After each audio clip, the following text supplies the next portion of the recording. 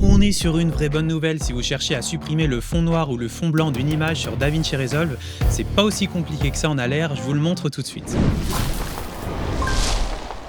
Alors je prends pour exemple le logo de cette chaîne YouTube et là par exemple j'ai un fichier qui est très sombre sur fond blanc et un fond ultra coloré pour bien faire ressortir. Et là l'idée c'est de supprimer tout le fond blanc tout en gardant le logo ici et avoir que du transparent autour du logo. Et bien pour ce faire, il suffit de sélectionner l'image où vous voulez supprimer le fond, clic droit, ouvrir dans la page Fusion. Et là, vous faites Shift Espace, c'est le raccourci super pratique pour ouvrir la boîte d'outils, et vous tapez Luma, L-U-M-A. Vous prenez le premier, Luma Keyer, ajouter.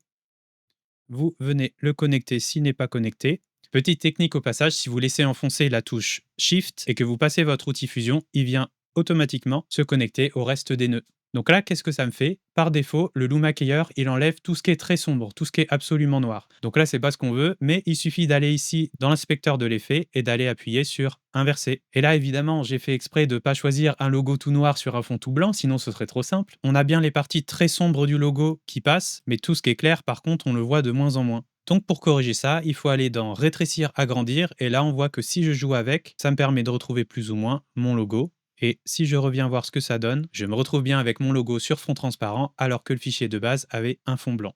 Et pour les petites finitions, on voit qu'il y a des petites bordures blanches ici. Si jamais je ne les veux pas, il y a Gamma juste en dessous de rétrécir, agrandir là, qui permet lui aussi de retravailler un peu et de supprimer plus ou moins ces barres blanches. Je peux même jouer avec des petits effets de flou un petit peu stylisés. C'est pas forcément très beau, mais bon, pourquoi pas. Il y a un délire en vrai. Et la deuxième exemple, c'est pour retirer un fond noir. Pareil, je viens sélectionner mon image, clic droit, ouvrir dans la page Fusion. Je viens ajouter Shift Espace l'effet Luma Keyer qui est encore en mémoire. Et là, dans l'inspecteur, je viens jouer avec rétrécir, agrandir pour essayer de rattraper tout ce qui est un petit peu coloré sombre, mais pas parfaitement noir et que je veux garder parce que ça fait quand même partie du logo.